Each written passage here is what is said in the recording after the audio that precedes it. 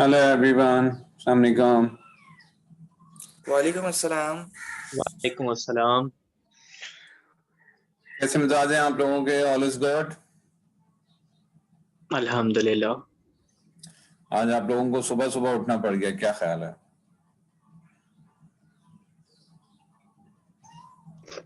उठना पड़ता है सर, आगे 2 क्लासेस और भी 8:30 पर होती हैं।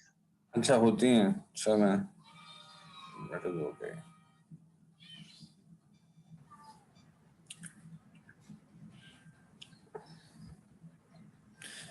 We'll wait for a couple of minutes for people to jump in. They are joining in.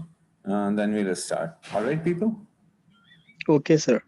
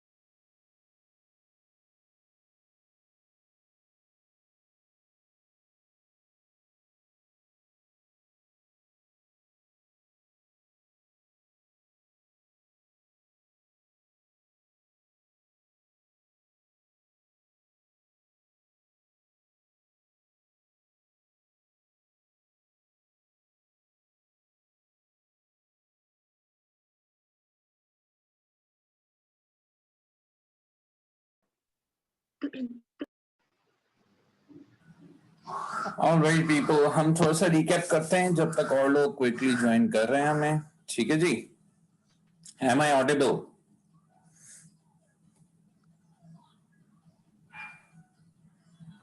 आप लोगों तक मेरी आवाज पहुंच रही है?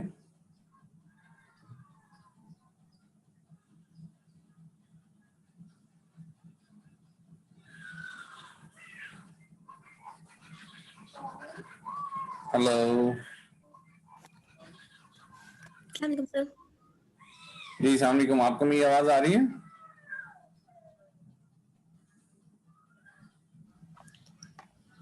जी सर अब आ रही है. Yes, sir. Hey, okay. जी सर आ रही है.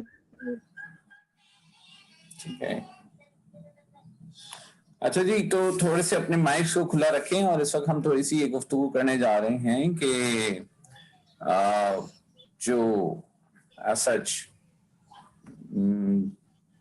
थोड़ा सा रिकैप कर रहे हैं. ठीक है जी. और उस रिकैप के लिए हमें क्या करना पड़ेगा? उस रिकैप के लिए हमें सबसे पहले यहां से शुरू करते हैं कि पैराडाइम क्या होता है. एनीवन? पैराडाइम उर्दू में बताना है, बिल्कुल सिंपल लेमन लैंग्वेज में. वो पैराडाइम क्या होता है?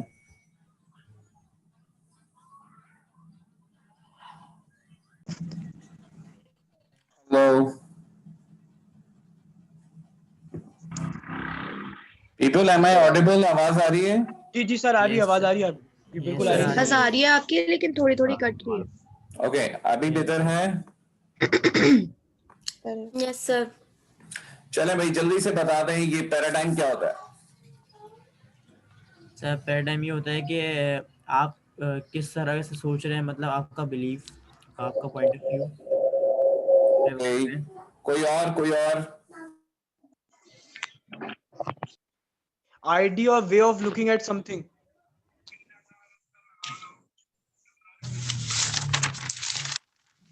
अच्छा जी, वो तो इसका मतलब क्या हुआ? पैराडाइम ऑफ आवर सेल्फ, इसका मतलब क्या हुआ? सर जो जैसे अपने बारे में सेल्फ क्या सोचते सेंटर्स जो होते हैं, नहीं. जो हमारे अपने पॉइंट ऑफ व्यू होते हमारे हैं. जो आइडिया होंगे, नहीं. सर हम अपने बारे में क्या सोचते जो हैं? हमारे पॉइंट ऑफ व्यू होंगे हाँ, देखने हम के. अपने बारे में क्या सोचते हैं. Yes, that is paradigm of ourselves. And paradigm of others? हम दूसरों के बारे दूसरों के बारे में. दूसरे क्या? हम दूसरों के बारे में क्या सोचते हैं? What our perception is about others, है ना? जी सर. तो इसीलिए ना हमने क्या एग्जांपल की थी कि अगर मैं बोलूं आपके एक दोस्त को मैंने दरख्त पे चढ़े हुए देखा, तो इमीडिएटली एक शक्ल आपके जहन में आनी चाहिए. ऐसा ही है ना? तो that is your paradigm about that person. और इसका मतलब क्या हुआ पैराडाइम अबाउट लाइफ? लाइफ के बारे में हमारे लाइफ के बारे में. तो वो कितनी तरह से हो सकता है कि किस तरह से हम जिंदगी को जी सकते हैं. हाँ, in how many ways we can spend life.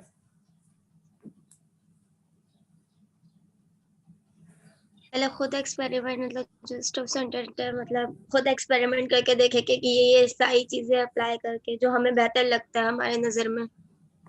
हाँ, तो पेरेंट्स उससे सेंटर्ड होता हमारी, है.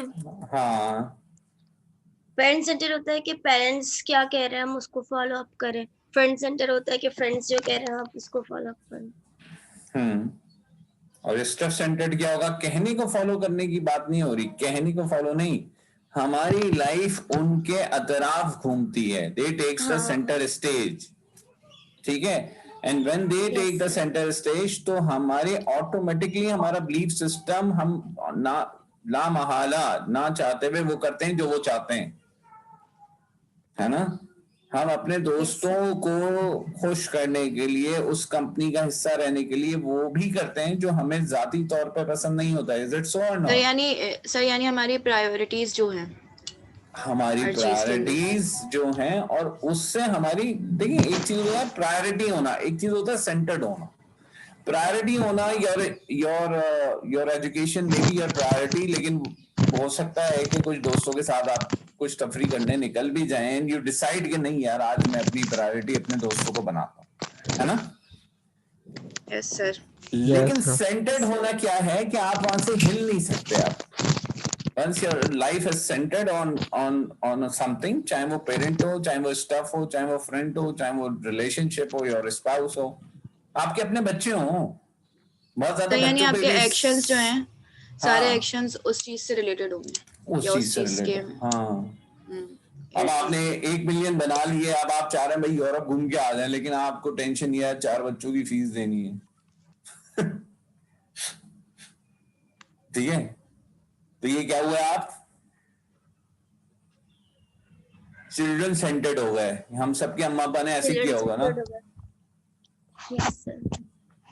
हमें ऐसा नहीं करना, कोई खड्डे लाइन डाल देना बिल्कुल बच्चों को। ओके, ऐसे ही करेंगे आप लोग नो सर। ना। कह रहे हैं बहुत ऐसा से बोला है, नो सर ऐसा तो नहीं कर सकते सर भाई। बच्चे इसका तो मतलब फर्स्ट ये है प्रायोरिटी कि होंगे ना सर, क्या है फर्स्ट प्रायोरिटी तो बच्चे ही होंगे सर। भाई, ये प्रायोरिटी होना समथिंग एल्स, सेंटर्ड होना समथिंग एल्स, अभी मैंने समझाया है, ठीक है ना। अच्छा खैर, तो भाई आपकी अपनी लाइफ भी तो आपकी सबसे पहली प्रायोरिटी होनी चाहिए ना। आपकी अपनी ख्वाहिशात क्या प्रायोरिटी नहीं होनी चाहिए?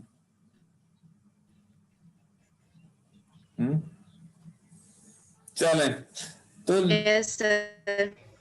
कि ये कह रहे हैं कि भाई सबसे पहले हमें क्या होना है, प्रिंसिपल सेंटर्ड होना है। क्या होना है?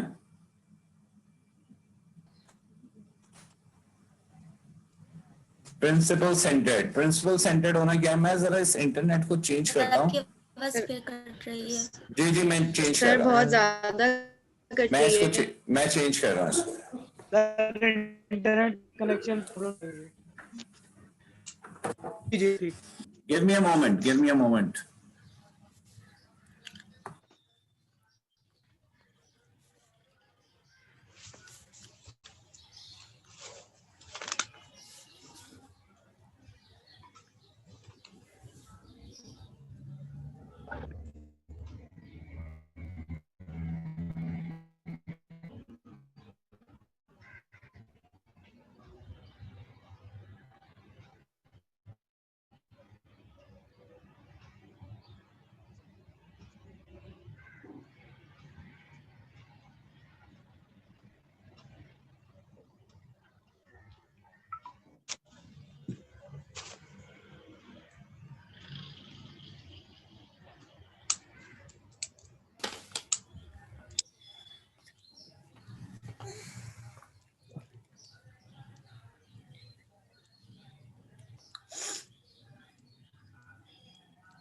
Hello, people. Is it better?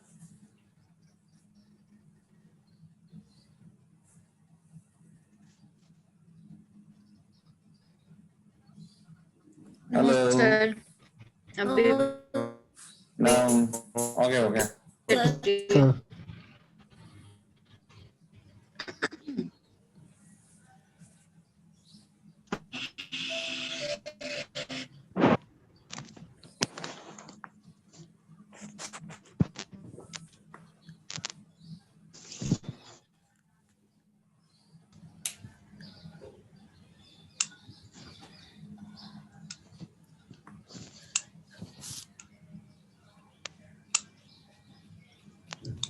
Hello, people. Can you hear me? Yes sir. Yes, Yes, sir. sir. चलिए, बेहतर हो गया? Yes Yes, sir. sir. Yes sir. चलिए जी, चलिए जी। तो हमारी बात ये हो रही थी कि प्रिंसिपल सेंटर्ड होना चाहिए। तो प्रिंसिपल सेंटर्ड होने में क्या फायदा है और पेरेंट सेंटर्ड होने में क्या नुकसान है?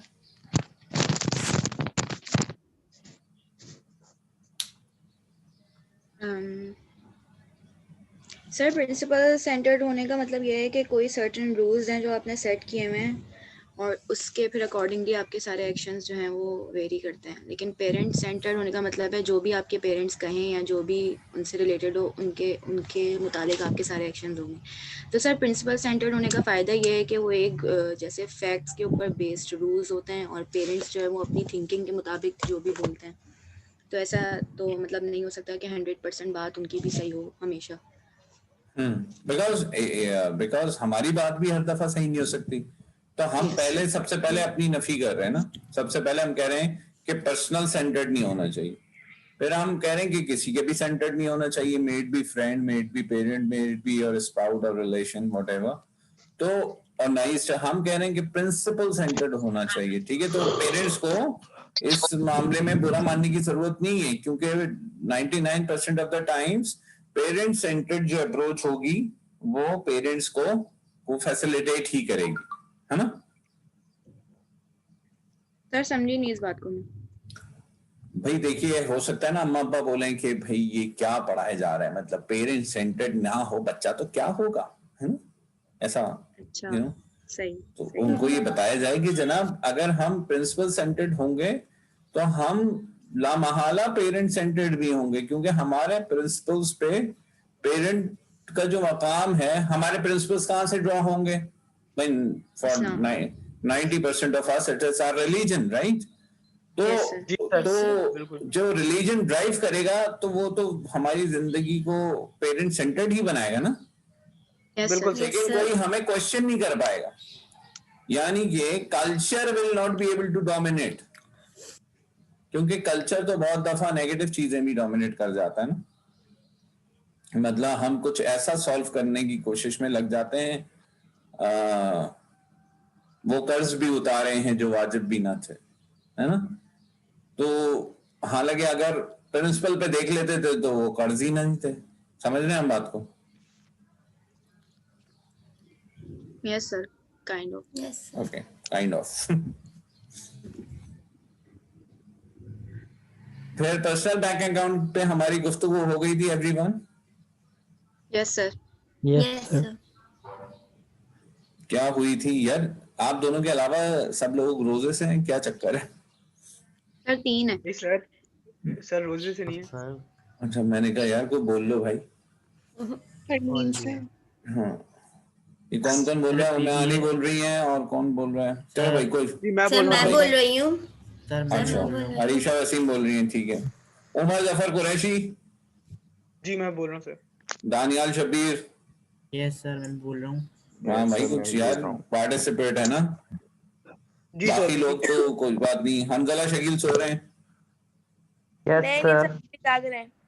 सब जाग रहे हैं, तस्वीर आ रही है Yes, सबकी sir. जाते हैं। और बिल्कुल जाग रहा हूँ सर, ये फजर जो की यस नमाज सर से आया जाग था रहा ना, हूँ ये सर। वाला, ये बिल्कुल बेड के अंदर से ये वाला यस सर था। Yes sir, okay. सर फजर की नमाज से आपकी क्लास का वेट कर रहा हूँ। मैं भी फजर की नमाज से आपको माशाल्लाह, माशाल्लाह। क्लास लेने का वेट कर रहा हूँ। चलिए जी, पर्सनल बैंक अकाउंट बताइए क्या सर होता मैं है बताता हूँ। प्लीज। सर पीबीए का मतलब ये होता है कि आप जो है वो अच्छी चीज़ें जो है अपने अंदर अडॉप्ट करें, मतलब डिपॉजिट करें, और बाकी जो बुरी आदतें आपकी वो विड्रॉ कर लें। ऑनेस्ट रहे डिपॉजिट में और विड्रॉल में डिसऑनेस्ट। इसका मतलब क्या हो गया, ऑनेस्ट है डिपॉजिट में, डिसऑनेस्ट है विड्रॉल में।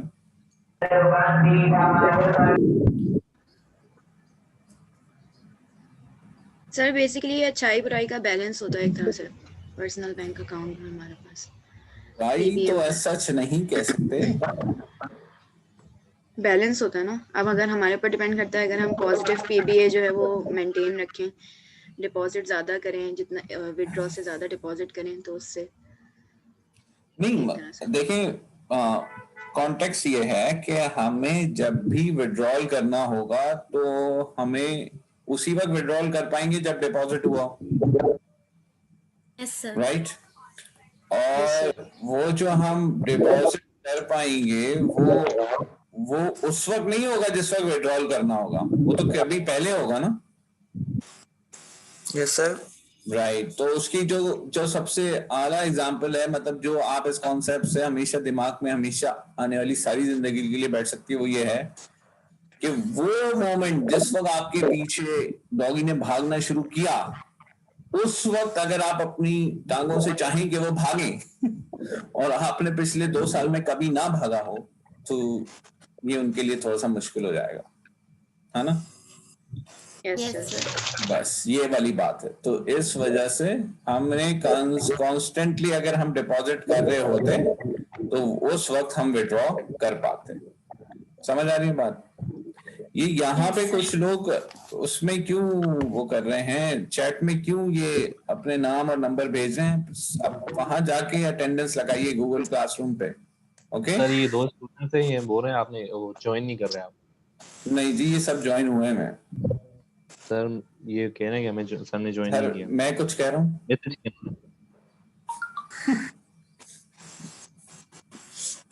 ठीक है। और यहाँ तक हमारी बात क्लियर हो गई कि हमें अपने उसमें डिपॉजिट करना है। किन 4 एरियाज में डिपॉजिट करना होता है हमने?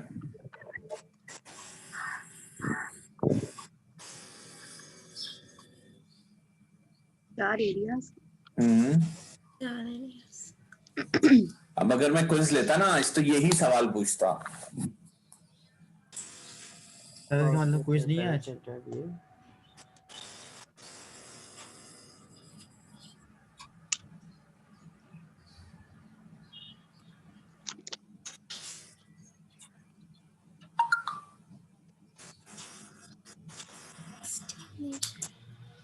जी कौन से 4 एरियाज हैं?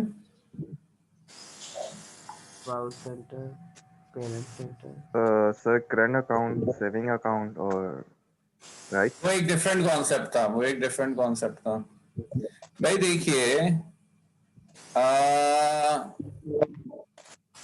जो आपकी जिसे कहते हैं ना, जो हमारा जो जिस्म और रूह मिलके जो स्ट्रक्चर है, तो इसके मोटे मोटे 4 एरियाज हैं जिसमें डिपॉजिट हो सकता है। Of course one is the physical body of hours, ठीक है जी, इसको हम स्ट्रेंथन करें। दूसरी क्या चीज हो सकती है? दूसरी चीज हो सकती है हमारी स्किल्स, एबिलिटीज और लर्निंग, यानी कि इसको मैं माइंड बोल दूं, ठीक है जी। स्किल एबिलिटीज मैंने मतलब जो भी काम करना है, जो भी स्किल डेवलप करनी है वो इसमें आ जाएगा, इसमें हम डिपॉजिट कर सकते हैं। अगर एक बॉलर है तो वो कितनी प्रैक्टिस कर रहा है बॉलिंग की, अगर कोई गाना गाता है तो वो कितना रियाज कर रहा है, अगर कोई पढ़ता है तो वो कितना पढ़ रहा है, यू नो। ये हो गई दूसरी चीज। तीसरी चीज हो गई स्पिरिचुअलिटी। आप उसका अल्लाह से क्या ताल्लुक, खुदा से, क्रिएटर से क्या ताल्लुक है, नहीं है, वो क्या है, जो भी है, जो उसका अपना है। और चौथी चीज हो गई उसके बिहेवियर, फीलिंग्स और सेंटिमेंट्स या कैरेक्टर्स का जो मजमुआ एक है कि how strong he is on those levels, ठीक है, उसको मैं हार्ट बोल लेता हूँ। तो basically body, mind, heart and soul, ये 4 एरियाज हैं जिसमें डिपॉजिट होते हैं और जिसमें विड्रॉ होते हैं। अच्छा, विड्रॉ भी होते हैं इनसे अलग अलग, ठीक है। मतलब इट्स नॉट नेसेसरी कि आपने डिपॉजिट किया फिजिकली लेकिन आप डिपॉजिट स्पिरिचुअली नहीं कर पाए और वहां से विड्रॉ हो रहा है, या आपने डिपॉजिट किया माइंड में लेकिन आप विड्रॉ करे जा रहे हैं हार्ट से। आप मेरी बात समझ रहे हैं? ठीक है, तो इन चारों एरियाज पे हमने डिपॉजिट्स रखने हैं, ठीक है। मैं दोबारा बता रहा हूं, एक हमारा फिजिकल सेंस हो गया। अब लेट्स टॉक अबाउट कि डिपॉजिट क्या होंगे। फिजिकल सेंस के डिपॉजिट क्या होंगे?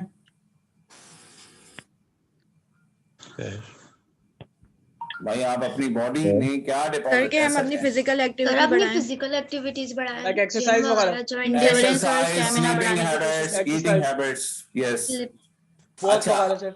ठीक है, अब डाइट पे फोकस करें। डाइट पे फोकस करें। अब माइंड क्या है? माइंड एबिलिटीज, स्किल्स, कैपेबिलिटीज को एनहांस करना। माइंड को ट्रेनिंग भी दें, जैसे लर्निंग स्किल्स पे वर्क करें, देखें कि हम कौन से स्किल्स में सबसे अच्छे हैं। मतलब जो भी आपका विजन है उसके लिए जो भी स्किल्स चाहिए वो आप एक्वायर करें। अब ये हर किसी को पता है उसका क्या विजन है और उसके लिए उसे क्या स्किल्स चाहिए। सही हो गया? Yes sir. अब अगर आप स्टूडेंट हैं तो आपके लिए ये स्किल क्या डेवलप होगी कि आप किताब से बैठ के इंडिपेंडेंटली पढ़ सकें।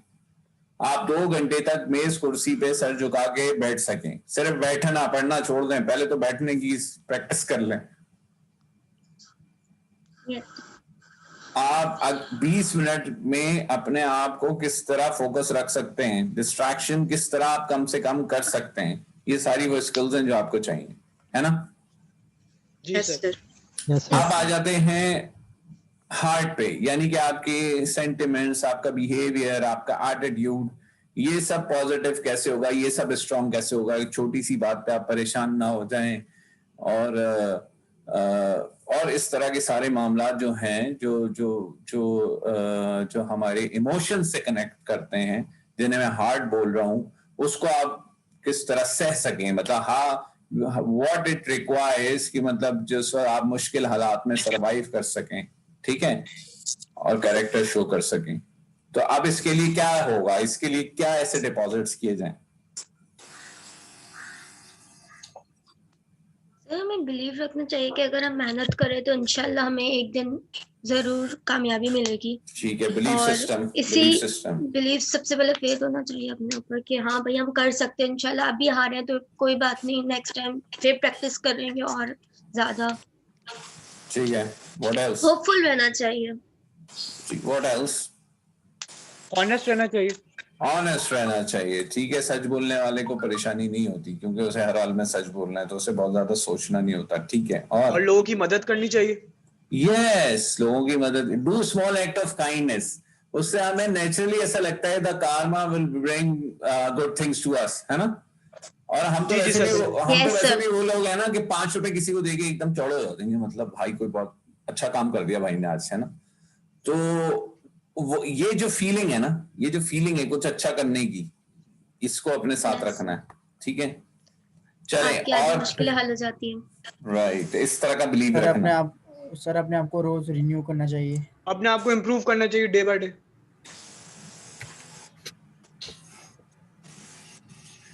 हाँ जी, बिल्कुल इम्प्रूव तो करना चाहिए, लेकिन किस सेंस में करना चाहिए, हम इसकी बात कर रहे थे ना सर। अपनी गलतियां। और सर मेन चीज ये है कि टॉलरेटिंग की जो हमारे पास वो है, एक तरह से लेवल है अपना, उसको बढ़ाना चाहिए कि चीज़ों को हम बर्दाश्त कर सकें, उन पे ज़्यादा जल्दी रिएक्ट ना करें। ये बहुत मुश्किल होता है।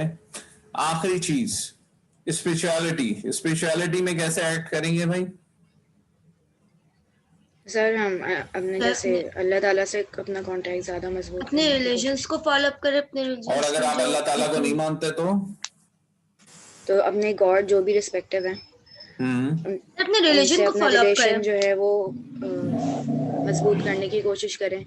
हाँ, और अगर आप किसी भी गॉड को नहीं मानते तो इंसानों को माने, है ना, और लिविंग थिंग्स को माने, और गाय को, जिसको भी, मतलब बंदर जो भी, वो तो फिर एक तरह से एथिक्स में आ जाता है। हाँ, वो जो भी आपको करना है वो करें, उसको प्रैक्टिस करें। ओवर कॉन्फिडेंस नहीं होना चाहिए, बिल्कुल सही कहा, एक साहब ने उसमें लिखा है।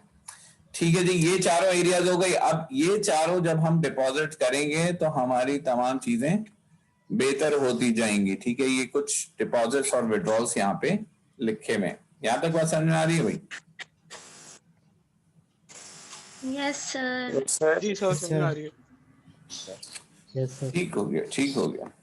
तो प्रैक्टिकली अल्हम्दुलिल्लाह यहाँ तक पहुंची, हमारी पहली वाली स्लाइड खत्म हो गई, और अब हम दूसरी स्लाइड की तरफ बढ़ जाएंगे, ठीक है भाई?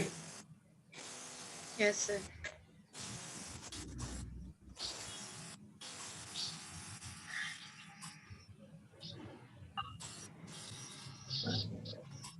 चलो भाई, नजर आ रहा है आप लोगों को? जी सर। Yes sir. ठीक है जी। तो अब हम पढ़ने जा रहे हैं 7 habits of highly effective teens. अब ये तारुफ होने जा रहा है किताब का। किसका तारुफ होने जा रहा है ये? किताब का। ये जो आपकी किताब है ना, हम इसकी बात कर रहे हैं, ठीक है। और ये जो आपने एलएमएस पे से हटा दिए? क्या हटा दिए? ये बुक नहीं, यस सर, मुझे भी नहीं मिली बुक। मैं बहुत ढूंढ रही थी तो कुछ भी नहीं अवेलेबल, ना लेक्चर वीडियोस हैं। जी सर, नहीं है। ना लेक्चर वीडियोस हैं, ना कोई आपकी पीडीएफ है, ना एलएमएस पे जा रहे हैं आप लोग? यस सर, हमारे जीसीआर पे। सर जीसीआर पे है। सर जीसीआर पे गूगल क्लासरूम पे रहना है आपने, एलएमएस पे ना रहे। Okay sir. सर जीसीआर पे भी नहीं है। नहीं, जीसीआर पे है। सब कुछ है। जीसीआर पे है। सर जीसीआर पे है। ऑलराइट, सबको पता चल गया क्या है क्या नहीं है। Let's come to the book. The book का टाइटल है क्या है जनाब? बुक का टाइटल है 7 habits of highly effective teens. अब इसमें एक्सप्लेनेशन क्या क्या चाहिए? एक तो हमें एक्सप्लेनेशन चाहिए कि हैबिट्स क्या होती हैं और इफेक्टिवनेस क्या होती है और टीन्स क्या होते हैं। अब 7 का मतलब तो सबको पता है ना, ठीक है। तो हैबिट्स, इफेक्टिव और टीन्स। तो टीन्स दुनिया में जो एज ग्रुप है वो 13 to 19 are considered as teens, लेकिन हमारे माशरे में जो है मुझे ऐसा लगता है कि कोई 17-18 के बाद टीन बनना शुरू होते हैं लोग, तो 23-24 तक बने रहते हैं। तो ये ज्यादा अच्छा नहीं है, क्योंकि टीनेज जितनी जल्दी शुरू हो जाए ना उतना बेहतर है। अकल जल्दी आ जाती है ना, मतलब 2-4 होकरे खा के इंसान सीधा हो जाता है। लेकिन अब यार ये 23-24 साल की उम्र तक सीधे नहीं हो पा रहे, ये जरा ठीक नहीं है। सही है ना? तो सर टीनेज कब से शुरू होती है? Teenage 13 to 19। इसमें टीन आता है। लेकिन हमारे यहाँ नहीं होती ना, हमारे यहाँ आमतौर पे ये मामला 17-18 साल की, ये मिड लाइफ क्राइसिस जो आते हैं, ये आमतौर पे 17-18-19 साल के वक्त आते हैं, जिस वक्त बाकी दुनिया में खत्म हो जाते हैं ना, उस वक्त आते हैं। तो हम बिगड़ते भी थोड़ी देर से और थोड़ी देर से संभलते हैं। सर इस वजह से क्योंकि पेरेंट्स जो हैं वो स्पून फीडिंग शुरू से करते आ रहे होते हैं। ठीक बात है जी। वालेकुम अस्सलाम। सर मैं लेट हो गया ना sir. Sorry, come again. Sir मैं लेट हो गया ना सर। लेट हो गए हैं आप? जी जी सर, वो दरअसल बात है कि लाइट चली गई थी ना सर, इसलिए। No problem, no problem at all. Just mark your attendance. Just mark your attendance. Okay sir. हे ठीक है जी। आगे बढ़ते हैं।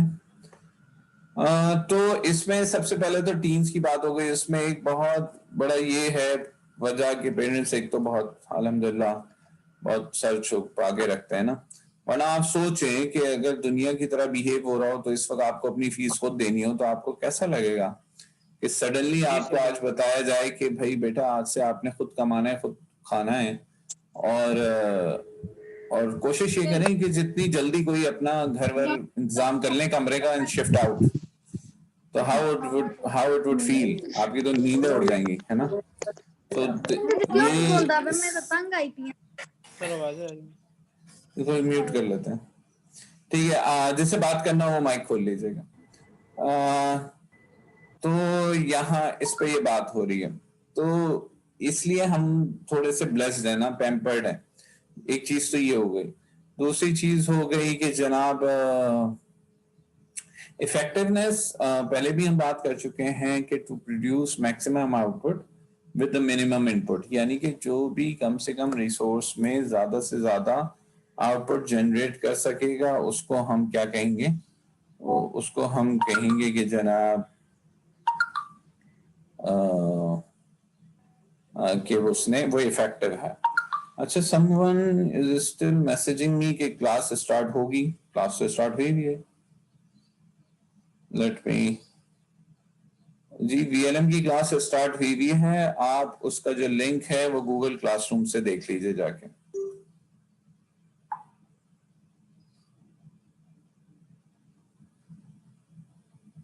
सर आपने ये वाला पीडीएफ भी अपलोड किया हुआ है एलएमएस पे, ओ गूगल क्लासरूम पे? क्या पीडीएफ? अभी पढ़ाने? नहीं, ये नहीं है। ठीक है जी। अब इफेक्टिवनेस से आगे जो हमारी गुफ्तगू है वो हैबिट्स की है। हैबिट्स क्या होती है भाई? जो हम आदत ज्यादा एक्टिविटीज जो बेसिस पे फ्रीक्वेंटली हम लोग काम करते हैं। हाँ, things that we repeatedly do, है ना? इसकी डेफिनेशन ये होती है कि things that we repeatedly do. Repeatedly, frequently. इसमें हैबिट्स जो हैं वो बहुत सारी न्यूट्रल होती हैं, यानी कि इसका हमारी जिंदगी पे ऐसे कोई इम्पैक्ट नहीं आता। लेकिन बहुत सारी हैबिट्स ऐसी भी होती हैं जिनका हमारी जिंदगी पे पॉजिटिव या नेगेटिव इम्पैक्ट आता है। ठीक है जी। तो हमने ऐसी हैबिट्स डेवलप करनी है, और हैबिट्स डेवलप की जाती हैं। हैबिट्स को ऐसा नहीं होता हैबिट्स खुद से हो जाए, बाकायदा कोशिश करके डेवलप की जाती हैं हैबिट्स। ठीक है। अगर कोई मुझे ये बोलता है कि मुझे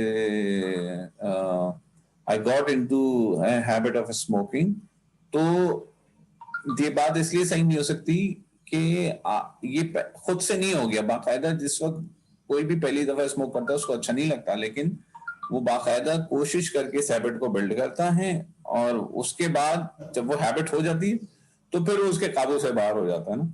तो इसीलिए कहते हैं कि first we make our habits, then our habit make us. तो इस वजह से one should be very very concerned about कि कोई भी हैबिट्स जो डेवलप हो रही हैं, बाज दफा चाहते हुए हो रही होती, बाज दफा अनइंटेंशनल हो रही होती, उन पे नजर रखें, keep an eye, because once they would be develop they would be ruling you, ठीक है, तो they would be deciding your destiny, ठीक है। तो इसलिए it is very important to keep an eye on your habits. जहां लगे कि यार अब तो ये काम ऐसा हो रहा है कि इसके बगैर गुजारा नहीं होता, तो this is the time to step back, शायद उससे पहले ही स्टेप बैक कर लिया जाए। सर फिर वो तो एडिक्शन हो जाती है। नहीं, हैबिट्स भी आपको किसी हद तक उसी तरह ले जाती हैं। मतलब एडिक्शन तो ये है ना, एडिक्शन की मीनिंग भी हैबिट से बहुत क्लोज हो जाते हैं, लेकिन हैबिट्स को फिर भी आप किसी हद तक अपने आप को रोक सकते हैं, will power and all that. लेकिन एडिक्शन आमतौर पे कनेक्ट किया जाता है फॉर ड्रग्स एंड एवरीथिंग, जहां पे ऐसे केमिकल रिएक्शंस बॉडी के अंदर होने शुरू हो जाते हैं कि जिनको फिर आप रोक भी नहीं सकते ना। मतलब वो फिर मेडिकेशन की इनवॉलंटरी हो, हाँ, मेडिकेशन की तरफ बात चली जाती है, आप सिर्फ विल पावर पे तो हैंडल नहीं कर पाते। जी प्लीज। सर मैंने ऐसे आदमी को भी देखा है, यानी जो यानी 60 साल से सिगरेट पी रहा है और अब वो परमानेंटली छोड़ दी उसने, ऐसी विल पावर है। अच्छा जी, कमाल किया वैसे, कमाल किया, नहीं वाकई कमाल किया। मेरे फादर है सर, रिलेटिव लग रहे हैं मेरे फादर। नहीं देखिए, I am a firm believer के जाहिर है इंसान कुछ ना कुछ जिंदगी में बहुत कुछ ऐसा कर रहा होता है जो शायद बाद में उससे कोई पूछे कि आप करते हो उस वक्त, तो वो बोलता नहीं करते। इवन हम जो जिंदगी हम गुजार चुके हैं, you people have spend like 18-20 years, उसमें भी आपसे पूछा जाए कि वर देयर सर्टेन इंसिडेंट्स जो आप चाहते हैं रिपीट ना करेंगे, जब दोबारा उस सिचुएशन में आएंगे तो you will be able to say yes, है ना। तो बिल्कुल इसी तरह as the time it passes तो ये इंसिडेंट्स बढ़ते चले जाते हैं। और मैं आपको बताऊं कि मी बीइंग ए स्पोर्ट्समैन, जो कि आपकी एज में तो सिर्फ मैं स्पोर्ट्समैन नहीं था और कोई मेरा ख्वाब था ना मेरा काम था, लेकिन I used to smoke a lot. और हालांकि मैंने बड़ी कोशिश करके, मुझे इंतहाई बुरी लगती थी सिगरेट, लेकिन इंतहाई कोशिश करके मैंने उसकी आदत बनाई थी, क्योंकि उस वक्त ऐसा लगता था कि तमाम जो टीम के लोग हैं वो पीते हैं, तो यार इस लाइक के बड़े जिनको we used to look up to, जो कराची पहले ही खेल रहे थे, जो पाकिस्तानी खेल रहे थे, तो वो जैसा कर रहे हैं हम वैसा करें। और बॉडी पे कोई इम्पैक्ट ही नहीं आता था कि भाई 8-10 चक्कर ग्राउंड के भी लग रहे हैं, कोई मसला ही नहीं है, जाहिर है एट द एज ऑफ 18 क्या है, कोई फर्क ही नहीं पड़ता। लेकिन एज आई क्रॉस 35 तो लक तक आ गया ठीक है, तो अब हमारी अम्मा की दुआओं से I quit smoking like 4 years back, and alhamdulillah. पकड़े गए सांस फूलने लगती है ना। नहीं, एक्चुअली ये सारी चीजें, इट्स नॉट ओनली स्मोकिंग। अगर आप किसी भी फिजिकल एक्टिविटी में नहीं है, as soon as you hit 35 आपको पता चलता है कि नहीं जी आपको कुछ करना चाहिए था, या आप फौरन से कुछ ना कुछ कम से कम शुरू कर लें। At your age, it simply doesn't matter, है ना, it simply doesn't matter। आप बिल्कुल ठीक कह रहे हैं सर, शुक्रिया आपका। चलिए जी, The 7 habits of highly defective teens, जरा देखिएगा इनमें से कौन सी हैबिट्स आप लोगों की हैं। कौन सी नहीं है, कौन सी हैं? ये सार्केज्म था तकरीबन सारी ही है।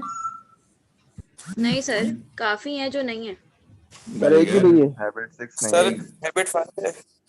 एक भी नहीं है भाई, ऐसे भी लोग हैं यहाँ पे माशाल्लाह। तो ये मैंने बता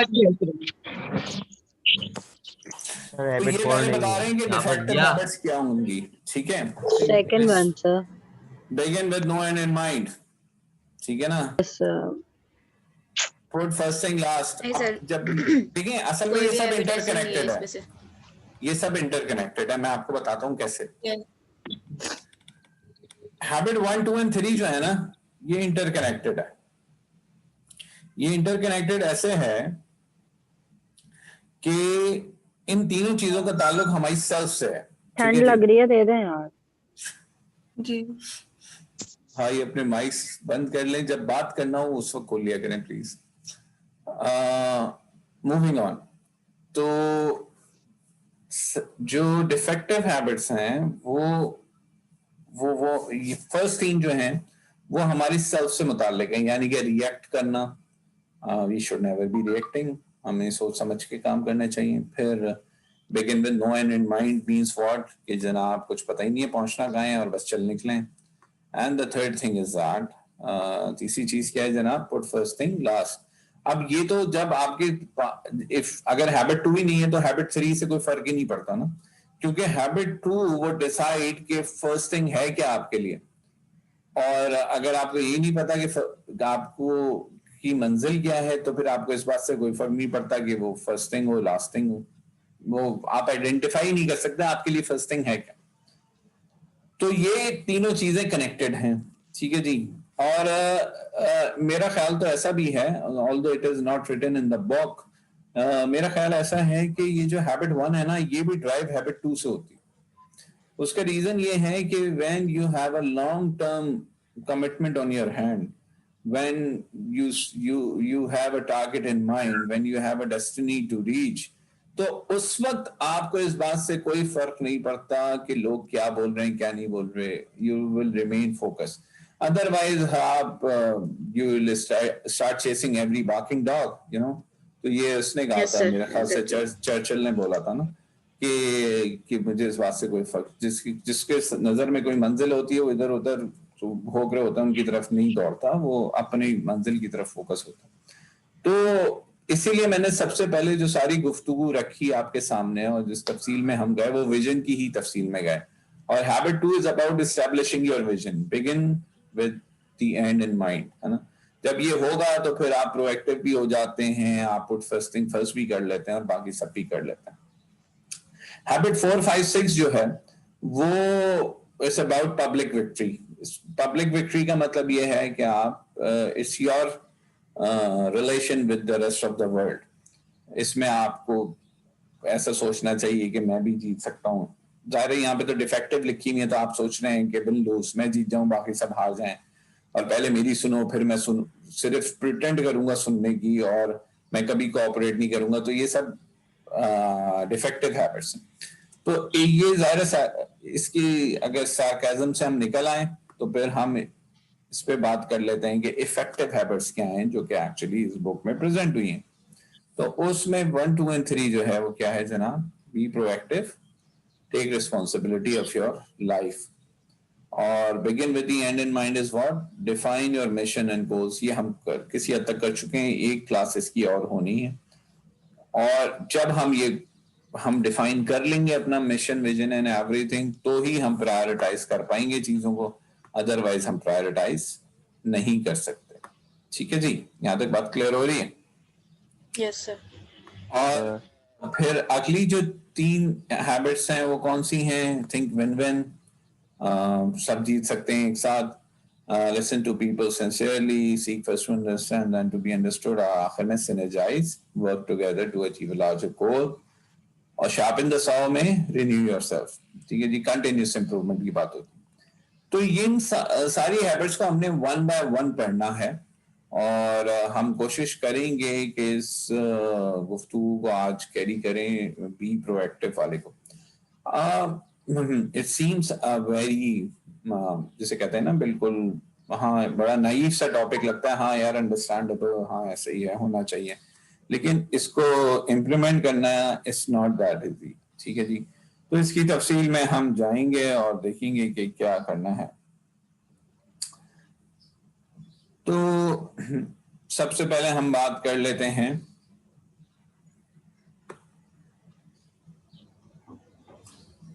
ठीक है जी। तो ये स्क्रीन पे आपको 2 डायग्राम्स दिख रही हैं, और एक है रिएक्टिव की और एक है प्रोएक्टिव की। तो रिएक्टिव की डायग्राम में आपको एक कोक की बोतल नजर आ रही है ना, कोक बोतल, और दूसरे में आपको जूस नजर आ रहा है, या आप इसे पानी भी कर लें। इन दोनों में क्या फर्क होता है? बहुत फर्क होता है। फिजिकल प्रॉपर्टीज में क्या फर्क होता है? सर एक में एक सोडा हेल्दी होता और है। एक अनहेल्दी है। सॉरी, सर एक स्ट्रांग होती है एक लाइट होती है। सर आपने क्या क्वेश्चन पूछा है? सर एक एक हेल्दी healthy है और तो एक एक unhealthy है। अनहेल्दी है। एक हेल्दी और एक अनहेल्दी है। ठीक है। एक हेल्दी है। और फिजिकल प्रॉपर्टीज में तुम लोगों ने कभी वो नहीं उड़ाई, कोक की बोतल जैसे उड़ाते हैं हवा में हिला हिला के ऐसे? जैसा सर इसमें बहुत थोड़ा उड़ाई सा है सर, बहुत बहुत किए है सर। इसमें CO2 Yes, होता सब है, इसमें मैट्रिक कार्बन के डाइऑक्साइड उसमें निकलता है। उड़ाई थी फेयरवेल में। ठीक है। जैसा कभी पानी की बोतल सब उड़ाई है? सामने आ गए। नो सर वो तो नो निकलती ही नहीं है। अच्छा, जूस? नहीं नो सर, वो भी नहीं सर होता, मैंने कोशिश की सर है। वो भी नहीं होता। क्योंकि अच्छा, सर अब सोडा होता है आप इस इस वजह बात से। को समझिए, अब आप इस बात को समझिए कि आप सब जो है ना वो कोक की बॉटल्स हैं। अच्छा, वाई सो? इसलिए कि आपकी अगर लाइफ को हम एनालॉजी ले लें एक फिजी ड्रिंक की बॉटल से, तो कोई भी एक्सटर्नल स्टिमुलाई जब उसने एक्ट किया तो आप लोग फट पड़े, यानी कि किसी भी बाहर से किसी ने भी आपको कुछ कह दिया, कोई एक्शन हुआ, तो आप लोगों का बिहेवियर आपके कंट्रोल में नहीं रहा। सर ये तो अक्सर ट्रैफिक में होता है। नहीं, थोड़ा सा गौर कीजिएगा। बात ये नहीं हो रही कि आपका बिहेवियर ये हुआ कि आप फट पड़े। भाई, हमने तो अपने बुजुर्गों से सुना कि जिस शख्स को गुस्से की बात पे गुस्सा ना आए वो बहुत बड़ा गधा है। एक्चुअली यही वर्ड सुना है अपने बुजुर्ग से, ठीक है? तो इट्स नॉट अबाउट कि आपको गुस्सा नहीं आना चाहिए। I am not saying that. समझिए मैं क्या कह रहा हूं। मैं ये कह रहा हूं कि कोई एक्सटर्नल स्टिमुलाई जब गुस्सा एक्ट तो हुआ, खामोश हो जाना चाहिए। स्टिमुलाई का मतलब कोई एक्सटर्नल इंसिडेंट कॉज हुआ, किसी ने कुछ कहा, किसी ने कुछ किया और आपका बिहेवियर आपके हाथ से निकल गया। आपका कंट्रोल आपके अपने जहन पे नहीं रहा, आपका कंट्रोल आपके अपने हाथ पे नहीं रहा। समझ रहे हैं मैं क्या कह रहा हूं? तो आप यानी लड़ हम पड़े। ऐसा कोई एक्शन करें, लाइफ टाइम कोई ऐसा एक्शन कर जाएं जिससे फिर बाद में हमें गिल्ट हो या फिर हम सेल्फ रियलाइजेशन में चले जाएं कि हमें ऐसा नहीं करना चाहिए था। इवन अगर गिल्ट ना भी हो, it's about losing your control on yourself due to some external factor. Yes sir. Okay, तो लाइक जैसे Yes, sir. कि हम अब काम आप आ कर रहे रहे थे थे, क्विज, कोई आप यूनिवर्सिटी आ रहे थे, आपको पता था आपका क्विज है आज, ठीक है?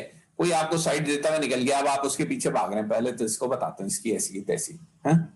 ओवरटेक मारूंगा। ठीक है जी। तो ये क्या हुआ है, आपको तो क्विज देना था। अगर आपकी लॉन्ग टर्म विजन कमिटमेंट थी तो आप बोलते भाई तू जहां जा रहा है, मैंने तो क्विज देना है, I have a vision to follow. ठीक है? Yes sir. आप समझ रहे हैं मैं क्या कह रहा हूँ? Yes, sir. मैं दोबारा Yes. कह रहा हूँ, ठीक है? क्योंकि ये देखिए ये बहुत थिन डिफरेंस है। It's really a delicate difference कि ऐसा हो सकता है कि जो आपका एक्शन हो वो सेम हो। मतलब हम ये कह रहे हैं कि जब कोई एक्सटर्नल स्टिमुलाई कॉज हो, एक्सटर्नल फैक्टर आप पे एक्ट करे, कोई कुछ बोल दे, कोई कुछ कर दे, कोई कुछ कह दे, तो उस वक्त आपने रिएक्ट करने से पहले you need to push a pause button. ये कॉन्सेप्ट है push a pause button. Push a pause button ये कहता है कि आप कुछ भी करने से पहले 3 तक गिने, 1 2 3। अब चांसेस ये हैं कि जो आप बोलने चाह रहे थे वो नहीं बोलेंगे, चांसेस ये हैं जो आप करना चाह रहे थे वो नहीं करेंगे, चांसेस ये हैं कि आप ईमेल में जिस किस्म की जुबान इस्तेमाल करने वाले थे अब वो आप जुबान इस्तेमाल नहीं करेंगे। कॉर्पोरेट लाइफ का पहला लेसन हमें ये सिखाया गया कि कभी भी गुस्से में ईमेल ना करो भाई, क्योंकि कॉर्पोरेट लाइफ में तो ईमेल इज अ वेपन ना। तो अगर किसी ने आपकी के साथ बुरा कर दिया ईमेल पे, तो जस्ट स्टेप बैक, उठें, जाएं, पानी पिएं, चलकदमी करके आए, नाउ रिप्लाई। ऐसा कंट्रोल लेके पोलाइट वे में ठीक रिप्लाई है? दो। नहीं जरूरी, देखो बेटा इस बात को समझो कि it's not necessarily to be polite. भाई जिस आप बात पे गुस्सा आना है उस पे आना चाहिए। देखिए if you feel like hitting someone, hit. If एक सेकंड मुझे बात पूरी कर लें जी. If you feel like hitting someone, hit. It's just that कि वो जो आपने फैसला किया है हिट करने का, वो सोच के किया हो. It ought to be an action rather than a reaction. मैं अपनी बात समझा पा रहा हूँ आपको? Yes sir. Yes sir. जी आप कहिए बेटा, आप क्या कह रहे थे? जी सर मैं कह रहा था यानी जो आप बात समझा रहे हो तो बिल्कुल, यानी हमारे प्यारे नबी ने भी तो यही कहा है कि अगर गुस्सा है तो उठे हो तो खड़े हो जाओ, बैठे हो तो थोड़ा देर बैठ जाओ, पानी पी लो. बिल्कुल यही हदीस है, सही हदीस है ये. बिल्कुल खड़े हो तो बैठ जाओ, बैठे हो तो लेट के पानी पी लो, इस तरह करो, यानी कि उसको निकाल लो. असल में ये गुस्सा क्यों आता है आपको पता है? सर आपके मिजाज के खिलाफ बात हो. हाँ, आपके मिजाज के खिलाफ बात हो, बिल्कुल सही कहा. तो ये जो मिजाज है ये हम लोगों का, ये हम अपने मिजाज को ना वैल्यू करते हैं ना बहुत. इस वजह से हमें लगता है कि हमसे ऐसे कह दिया, हमसे ऐसे कर लिया, सर ईगो हर्ट हो जाना. अब फॉर एन एग्जांपल टीचर एक पढ़ा रहा है, उसकी क्लास में कोई बच्चा बदतमीजी कर दे. अब एक नेचुरल रिएक्शन टीचर का ये है कि I am the boss here, है ना? नेचुरल रिएक्शन है ना, I am the boss here, how can this person do this, ऐसा होगा ना. लेकिन अगर वो यही इसी बात को समझे कि भाई काय का बॉस, आई एम रिस्पॉन्सिबल कि मैं इस बच्चे की कैरेक्टर बिल्डिंग करूं, मेरे जिम्मे काम है, अगर मैं इसे डांट डपट कर दूंगा चांसेस आ रही है मुझसे दूर हो जाएगा, मेरा काम उसकी जिंदगी बदलना है, तो मैं अगर उससे उस वक्त हंसी मजाक में टाल दूं, उसको बाद में बुला के काउंसिल कर लूं ऑन अ 1-to-1 लेवल, तो क्या बेहतर इम्पैक्ट नहीं होगा? लेकिन how many of us means teachers, how many of us actually have the time to do it? That's one. लेकिन इस टाइम से पहले how many of us actually think like that? तो हम तो ऐसा नहीं सोचते. अच्छा यही हाल है जब हम अपने सबऑर्डिनेट से बात कर रहे होते, यही हाल है कि जब घर में जो बड़े हैं वो अपने छोटों से बात कर रहे होते हैं. ठीक है, actually it's really important to clear our minds about our own self. हमें दूसरे को सही बाद में करना है, पहले तो अपने आप को सही करना है कि भाई मैं कोई तुर्रम खान नहीं हूं, मुझे एक 60 साल की जिंदगी दी गई है और उसका भी कोर मकसद जो है मैं उससे कोसों दूर हूं, जिसमें अल्लाह को राजी करना है. किस बात की इतनी घमंड होना कि अगर आपको बॉस बना दिया गया है, 60-70-100 लोग आपको रिपोर्ट कर रहे हैं, तो आप you actually didn't have anything to do it. It's just Allah's मेहरबानी that you are into this position and now your job is difficult. अल्लाह इन सब के मुतालिक आपसे पूछने वाला है आपने क्या क्या किया इंडिविजुअल्स के साथ. तो जैसे जैसे हम जितने हम्बल खुद होंगे ना, उतना हम दूसरों को रिस्पेक्ट करते हैं. जितने हम खुद हम्बल नहीं होंगे उतना हमें लगता है कि we belong to a different breed. और ये जो डिफरेंट ब्रीड है, इससे होना जो है कि भाई मैं तो ऑफिसर हूं, तो मैं तो घर का बड़ा हूं, मैं घर का बड़ा भाई हूं या बहन हूं, और या I am the father, I am the bread winner of the family, मेरी बात क्यों नहीं सुनी जा रही इस घर में, थिंग्स लाइक दैट, है ना. हम सबके अलग अलग रोल्स हैं, वो अगली क्लासों में हम पढ़ेंगे, तो उस वक्त हमें फोकस होना है. तो आज की जो हमारी बी प्रोएक्टिव वाली हैबिट है, उसका जो मकसद है वो ये है कि हम अपने रिएक्शंस को बिल्कुल खत्म कर सकें और हम रिएक्शंस की जगह थॉटफुल एक्शंस को ले लें. थॉटफुल एक्शंस, ठीक है जी. और थॉटफुल एक्शंस ये है कि हम सोचें कोई भी काम करने से पहले कि क्या हमें ये करना चाहिए, क्या हमें ये कहना चाहिए. अगर हम ये कर पा रहे हैं, अच्छा ये बहुत मुश्किल काम है. डोंट एक्सपेक्ट योरसेल्फ कि आज पता चला है तो आज से ये हो जाएगा. इस कोर्स में हम बहुत सारी बातें ऐसी पढ़ेंगे जो अगले दिन से नहीं हो सकती, लेकिन कम से come back of the mind अगर आ जाएंगी तो जिंदगी में कभी ना कभी हम उन्हें इम्प्लीमेंट कर ही लेंगे, है ना. क्लियर है जी? Yes sir. ठीक है जी सर. ओके. अब हम बात आगे कर रहे हैं. इस जो हमने अपने रिएक्शंस को कंट्रोल करना है और हमने अपने आप को प्रोएक्टिव रहना है, तो सबसे पहले तो हमें अपने आप को तय करना है कि हम कितने रिएक्टिव हैं. What is the degree of reactiveness with us, है ना. आपने देखा होगा ना, कुछ लोग बहुत जल्दी गुस्से में आ जाते हैं. जी सर. अगर आप अपने मुतालिक भी आपका हो सकता है यही पैराडाइम हो, यार मुझे गुस्सा जल्दी आ जाता है. ठीक है. तो ये जो फीलिंग है, ये जो अनईजीनेस है, तो इससे हम पहले तो ये है कि निकलें कैसे बाहर. लेकिन उससे पहले ये जज करना है कि हम कितने प्रोएक्टिव हैं और कितने रिएक्टिव हैं. रिएक्टिव वो आदमी होगा जिसको हर वक्त ऐसा लगता है कि उसकी लाइफ उसके कंट्रोल में नहीं है. ठीक है. ये वो आदमी होगा जो यूं सोचता है कि यार जब भी पढ़ने बैठता हूँ मेहमान आ जाते हैं, अम्मा कुछ लेने भेज देती हैं, लाइट चली जाती है. ये दुनिया चाहती ही नहीं है कि मैं पढ़ूं. यस यही है ना. तो वो ये नहीं देखता कि वो कितने देर मोबाइल यूज कर रहा है. भाई ये तो बहुत खतरनाक हो तुम तो. बहुत ज्यादा कर रहे हैं सर. ये तो डायरेक्ट ऊपर से आ रही है. फॉरवर्ड.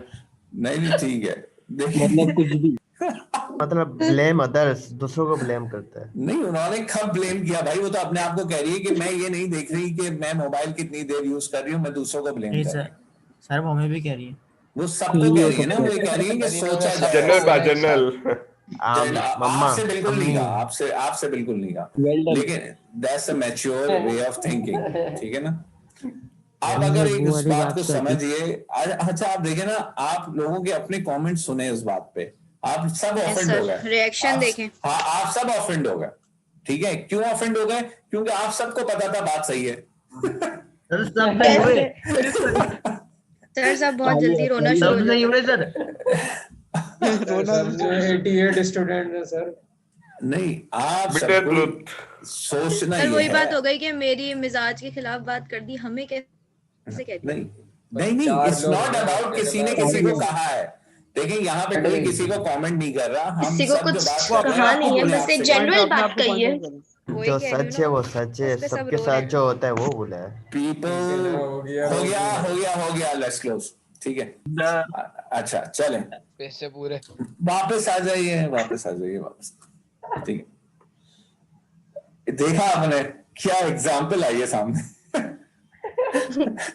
लाइव एग्जाम्पल चल रही है. कमाल हो गया भाई.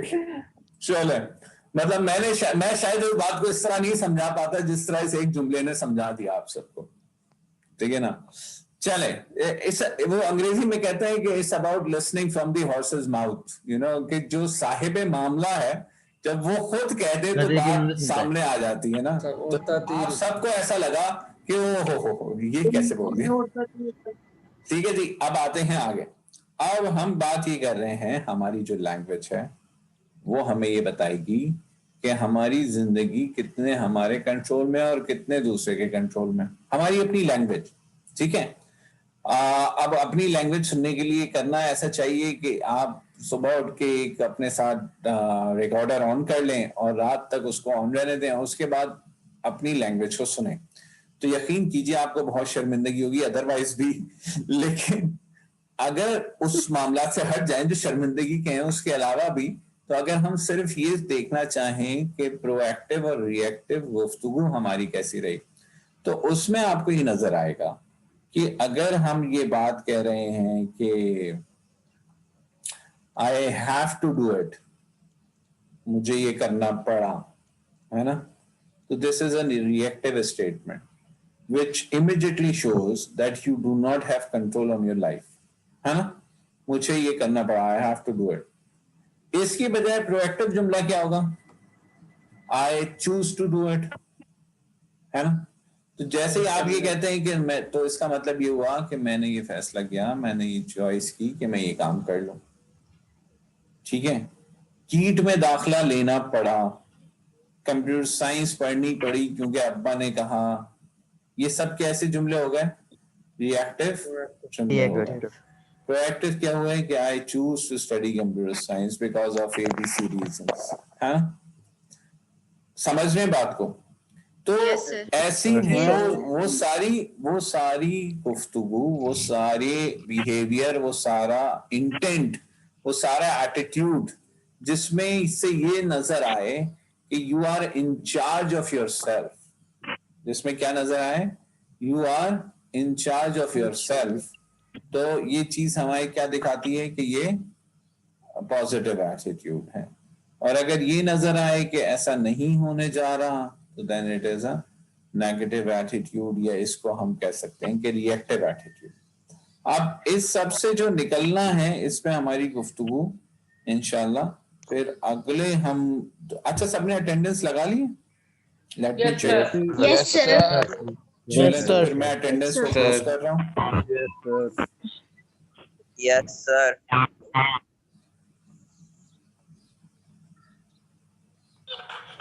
सर आप ये स्लाइड्स अपलोड करेंगे? जी बिल्कुल करेंगे।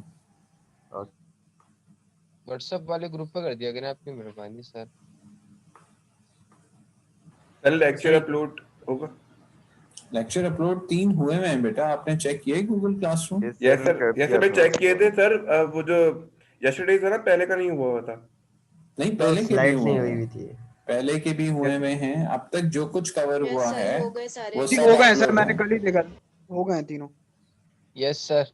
सर मैं देखा था प्रीवियस मंडे में था उसमें। पीडीएफ व्हाट्सएप कर दिएगा। हसन भाई अभी हो चुके हैं, आप चेक हो चुके, मैं चेक करूंगा। ओके सर नेक्स्ट क्लास कब है?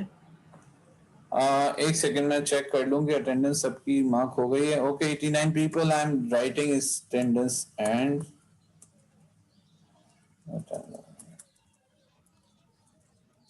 ठीक है जी। ये क्लास हमारी क्लोज हो रही है। अब आपने दोबारा जो प्रीवियस वाला लिंक है ना, जो हमारा प्रीवियस लिंक है, उसी को ज्वाइन करना है। कितने बजे? मेरे ख्याल से let's have a 10 minutes breather, चाय पी के आ जाइए, हम दोबारा ज्वाइन कर रहे हैं। ठीक है जी? Okay sir. ऑलराइट, 10 मिनट बाद। हाँ, the same link, the old link, okay, जो हमेशा हर क्लास में आप ज्वाइन कर रहे होते हैं, वही लिंक। और फिर दोबारा अभी आपने सेंड करी थी ना? नहीं, ये सर वाला उसका लिंक नहीं, पासवर्ड बता दिएगा सर। ये लिंक नहीं, द प्रीवियस वन, जो हम पिछले लेक्चर्स में यूज करते हैं, वो लिंक। ठीक है? टाइमिंग हुई होगी sir, timing. Yes sir.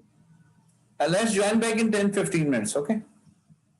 Alright. Okay sir. All right, take care. Okay sir, thank you sir. Thank you. Thank you.